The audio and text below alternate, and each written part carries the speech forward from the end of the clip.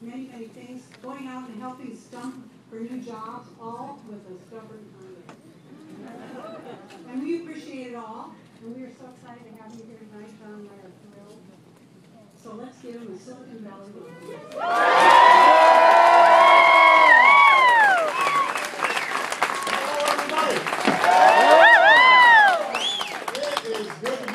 Silicon Valley, it is good to be back at the Thompson residence. I try to make this a regular stop. Once every year or two, I figure, well, I need a little dose of John and Sandy and their friends. So thank you all for being here. Thanks for arranging wonderful weather. A couple other people I want to acknowledge. First of all, I hope they're still here because I love them and they do a great job every single day. Congressman Mike Honda and Congresswoman Anna Eshoo. We've also got Gene Kwan, Mayor of Oakland. And I want to thank Bruce Hornsby and Chris Cornell for their outstanding entertainment. And now, as I was in the photo line, it turned out that there were at least 3 birthdays here. Where are the birthday boys? Here's one of them. Here's the other one. And then 4, 5, 6. Oh, they're lying.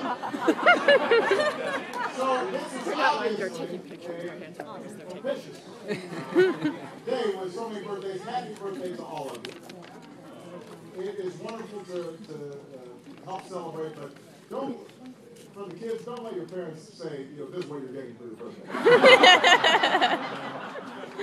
I know that trick.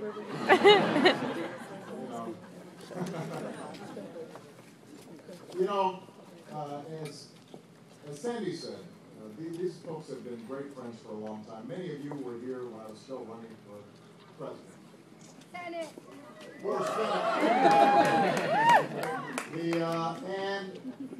I think at the time, we understood there were enormous challenges that the country was facing. That there were problems that we had been putting off for decades. But I don't think we fully grasped, at least in 2007, the full magnitude of the challenges we were going to be facing. We've now gone through the worst financial crisis and the worst economic crisis since the Great Depression. So for most of our lifetimes, we've never seen anything like what we've seen over the last 2.5 years. And I think you may remember that on Inauguration Day, when it was already becoming apparent we could see the clouds on the horizon, Lehman's had already happened. I warned people, my election was not the end. It wasn't the end of the journey. It was the beginning of a journey. And it was going to be a tough journey. Because not only do we have to stabilize the financial system and get the banking system working once again, not only did we have to make sure that we yanked ourselves out of the Great Depression that could have happened had we not intervened, not only did we have to take emergency measures like save the U.S. auto industry, but even after we did all that, we were going to have to tackle some fundamental structural problems that were preventing ordinary people, were preventing middle-class families from thriving and prospering and achieving the American dream. And we talked, when I was running, about what some of those challenges were. We knew that we were going to have to create an energy policy that would not only free ourselves from dependence on foreign oil, but also start changing how we think about the planet and how we think about climate.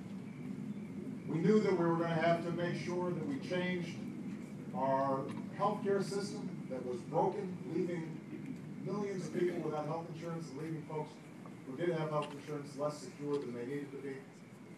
We knew that we were going to have to get control of our federal budget, but do so in a way that ensured that we could still make the core investments in infrastructure, in basic research, and education that are so vital for us winning the future. We knew that we were going to have to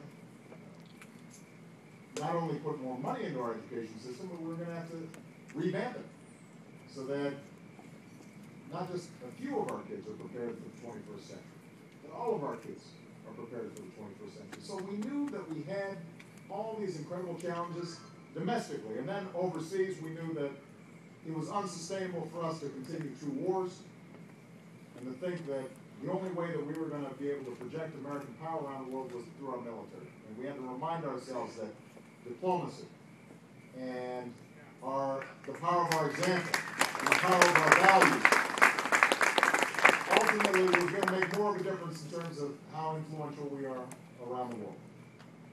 Well, I'm back to report to you, my stockholders. In the last 2.5 years, we've stabilized the economy. We've ended the war in Iraq. We are on a pathway to bringing our troops home from Afghanistan. We have decimated Al-Qaeda and killed bin Laden. Yeah! We have made sure that by 2013, as long as I get a second term, that we are implementing a health care reform package that will provide 30 million people with health insurance and make the entire system more efficient and more effective.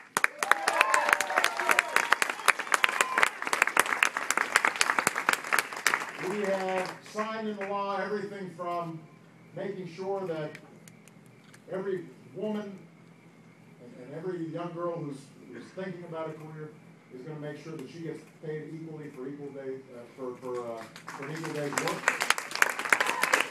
We ended Don't Ask, Don't Tell because we don't believe that if anybody wants to serve this country should be prohibited because of who they love.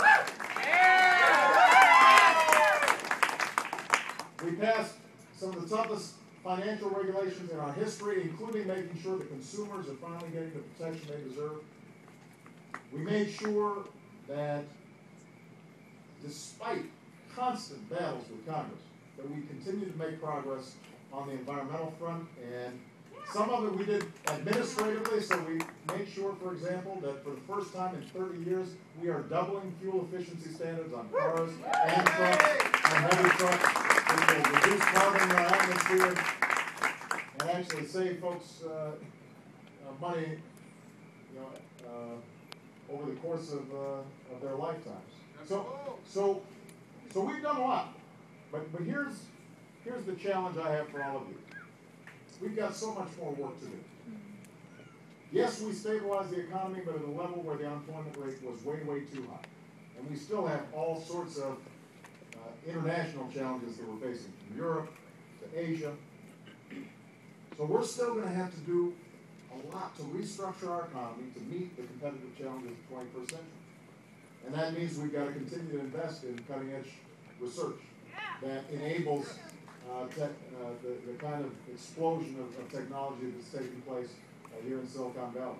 It means that we've continually got to revamp our education system. It means that we've got to make sure that we're rebuilding the best infrastructure in the world.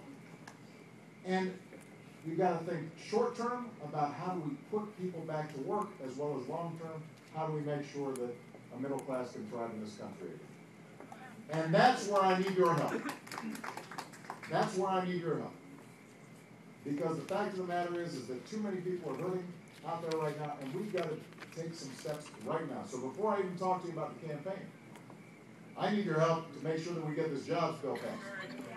That puts people back to work. Every idea that we have in the jobs bill has in the past been supported by Democrats and Republicans.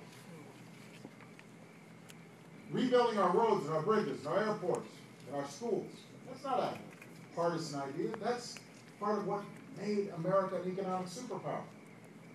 We've got all kinds of workers out there who are unemployed because of the housing bubble burst. We can put them to work right now, rebuilding America. It'll be good for the economy now, but it will also be good for our economic future. We need to put teachers back in the classroom. We have